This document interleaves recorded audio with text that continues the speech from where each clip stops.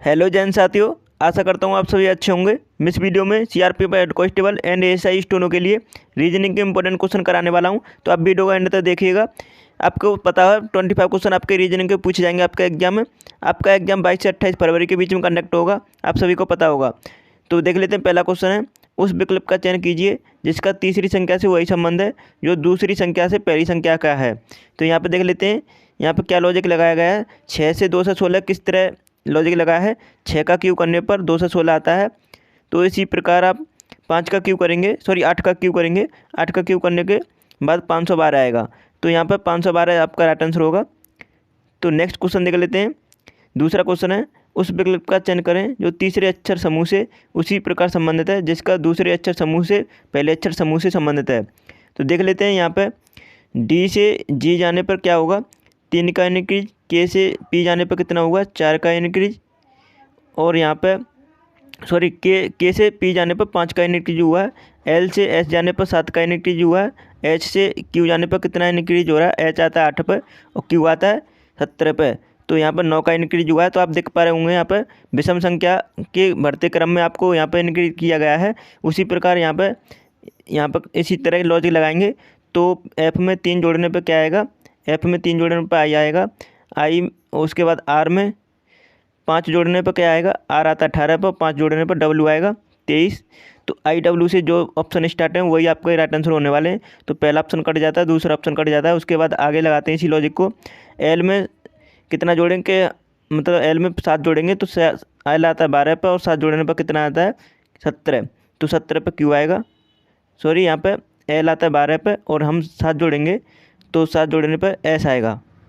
ठीक है, तो एस आएगा, आई डब्ल्यू एस किस में ऑप्शन में है, तो चौथा ऑप्शन इसका राइट आंसर है। इस तरह आप इसमें लॉजिक लगाएंगे, आगे भी सॉल्व कर लेंगे। तो पी में 9 जोड़ेंगे तो कितना आएगा, पी में 9 जोड़ने के बाद 25 आता है, तो 25 पे आ जाता है 22, तो 22 होने वाला है। तो इसका राइट आंसर है फोर्थ ऑप्शन। इस तरह आप लॉजिक लगाएंगे इसमें। नेक्स्ट क्वेश्चन देख लेते हैं, उस विकल्प का चयन करें जो तीसरे शब्द समूह से उसी प्रकार संबंधित है जिसका दूसरा शब्द पहले शब्द से संबंधित है। तो यहाँ पर बताना है आपको, मधुमक्खियाँ भिनभिनाट से संबंधित है, भिनभिनाना, मक्खियाँ भिनभिनाती हैं। तो मुर्गियाँ क्या करती हैं, तो यहाँ पर बताना है आपको, तो कुटकुटाना तीसरा ऑप्शन इसका राइट आंसर है। यह तीसरा ऑप्शन इसका राइट आंसर है। सभी प्रीवियस ईयर पेपर में पूछे गए क्वेश्चन हैं, तो आप ये ना समझें कि हमें कुछ गलत बताया जा रहा है। जो आंसर है वही आपको बताया जा रहा है, एकदम सटीक। ठीक है, चौथा क्वेश्चन है, दिए गए विकल्पों में से उस संख्या का चयन कीजिए जो निम्नलिखित श्रेणी प्रश्नवाचक चिन्ह के स्थान पर आ सकती है। तो यहाँ पर देख लेते हैं, इस सीरीज को आप पूरा कीजिए, क्या लॉजिक लगाया गया है। तो देख लेते हैं, 345 से 234 माइनस के 11 हुआ है। उसके बाद यहाँ पर 320 कितना माइनस हुआ है, 320 जाने पर माइनस के 14 हुआ है। उसके बाद 303, मतलब 320 से 303 किस तरह आया है, तो यहाँ पर 17 माइनस हुआ है। उसके बाद यहाँ पर देख पा रहे हैं घटता हुआ जा रहा है यहाँ पर। तो 303 से 383 माइनस के 20। अब यहाँ पे देख पा रहे होंगे 11 से 14 माइनस के, मतलब प्लस के 3, मतलब माइनस के 3 हुआ है। फिर उसके बाद 14 से 17 माइनस के 3, फिर 17 से 20 माइनस के 3, फिर 20 से माइनस के 3 करेंगे तो 23 आएगा। उसके बाद माइनस के 26 आएगा, तो 26 हम करेंगे 260 में से 26 माइनस करेंगे तो 234 आएगा। तो इसका राइट आंसर है 234। तो हमारा राइट आंसर सेकंड ऑप्शन है, 234 का राइट आंसर हो जाएगा। नेक्स्ट क्वेश्चन देख लेते हैं, 5वां क्वेश्चन है। इस क्वेश्चन को आप सॉल्व कीजिएगा। इस सीरीज में आपको बताना क्वेश्चन मार्क की जगह पर क्या आएगा। तो यहाँ पर पी से एस जाने पर कितना है, इंक्रीज करने पर आ रहा है एस, तो यहाँ पर 3 का इंक्रीज करेंगे। एस से वी 3 इंक्रीज, और बी से वाई 3 का इंक्रीज हुआ है, और बाई से 3 करेंगे इंक्रीज, तो क्या आएगा बी। अब बी से ऑप्शन है जो स्टार्ट है वही आपका राइट आंसर होने वाला है। तो हमारा चौथा ऑप्शन हमारा राइट आंसर होगा, लेकिन हम पूरा करेंगे सॉल्व से। ई के बाद जे कितना इंक्रीज हुआ 5, और जे से ओ कितना 5 इंक्रीज हो रहा है। ओ के बाद टी कितना इंक्रीज हुआ 5 का, और टी के बाद फिर 5 जोड़ेंगे तो कितना आएगा बाई। तो बी वाई, तो यहाँ आपको क्लियर हो गया होगा, चौथा ऑप्शन इसका राइट आंसर होने वाला है। अब यहाँ पे ए से एच कितना इंक्रीज हो रहा है 7 का, एच से ओ कितना इंक्रीज हो रहा है 7 का, और ओ से फिर वी 7 का इंक्रीज हो रहा है, और बी में 7 जोड़ेंगे तो बी आता है 22 पर, और 7 जोड़ने पर कितना आएगा 29। 29 का मतलब होता है कि 3, मतलब सी। तो आपका राइट आंसर है बी वाई सी। तो इसका राइट आंसर फोर्थ ऑप्शन। इस तरह आप इसमें लॉजिक लगाएंगे। नेक्स्ट क्वेश्चन देख लेते हैं, छठवां क्वेश्चन है, छठवें क्वेश्चन का आंसर बताएंगे सभी। किसी विशिष्ट कूट भाषा में राजू को WFOZ लिखा गया है, उसी प्रकार सीता को XNYF लिखा गया है, तो मोनू को किस तरह लिखा जाएगा। यहाँ पे देख लेते हैं, सॉल्व कीजिएगा इसे। तो R के बाद यहाँ पे W किस तरह आया है, तो 5 इंक्रीज करने पर W आएगा। A से फिर F कितना हुआ, 5 का इंक्रीज किया गया है। J से O 5 का इंक्रीज किया गया है। U से Z 5 का इंक्रीज किया गया है। इसी प्रकार यहाँ पर S से X 5 का इंक्रीज हो रहा है। तो आपको लॉजिक समझ में आया होगा। अब इसी लॉजिक को मोनू में लगाएंगे, तो 5 इंक्रीज करेंगे मोनू में, मतलब M में 5 इंक्रीज करने पर क्या आएगा, M आता है 13 पर, 5 इंक्रीज करने पर क्या आएगा 18। R से स्टार्ट होगा आपका कोई भी ऑप्शन हो, तो R से एक ही ऑप्शन स्टार्ट हो रहा है, तो हम आगे सॉल्व करते हैं। O में 5 जोड़ेंगे, कितना आएगा T, फिर इसके बाद 5 जोड़ने पर N में 5 जोड़ेंगे तो S आएगा, U में 5 जोड़ेंगे तो Z आएगा। तो RTSZ आपका राइट आंसर है। फोर्थ ऑप्शन इसका राइट आंसर हो जाता है। नेक्स्ट क्वेश्चन देख लेते हैं। 7वां क्वेश्चन है, शहद का जो संबंध मधुमक्खी से है वही संबंध चीनी का किससे है, तो चीनी का संबंध है गन्ना से। तीसरा ऑप्शन इसका राइट आंसर है। नेक्स्ट क्वेश्चन देख लेते हैं। 8वां क्वेश्चन है, एक कूट भाषा में, एक निश्चित कूट भाषा में किंग को इस तरह ये संख्या दे रखी है, उसी प्रकार उसी कूट भाषा में रोज को किस संख्या से कूट किया जाएगा। तो यहाँ पर देख लेते हैं। तो यहाँ पर किंग को किस तरह लिखा गया है, इतनी बड़ी संख्या दी गई है, तो यहाँ पर देख पा रहे होंगे, यहाँ पर किंग की हम इसी मतलब संख्या फॉर्म लिख लेते हैं। जैसे के आता है 11 पे, आई आता है 9 पे, और एन आता है 14 पे, और जी आता है 7 पे। तो आप यहाँ पर देख पा रहे होंगे 11 से 1 कम 10, उसके बाद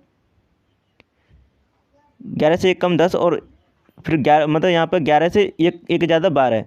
तो आप देख पा रहे होंगे एक कम और एक ज़्यादा, उसकी आसपास की संख्या लिखी गई है, एक कम और एक ज़्यादा। इसी प्रकार 9 से यहाँ पे देख पा रहे होंगे 9 से 8 और 9 के बाद 10, तो यहाँ पे एक कम एक ज़्यादा इस तरह लिखा गया है। तो आप इसमें रोज़ की इसी तरह संख्या एक कम एक ज़्यादा लिखेंगे, तो रोज़ आता है 18 पे, आर आता है 18 पे, वो आता है 15 पे, एस आता है 19 पे, और ई आता है 5 पे।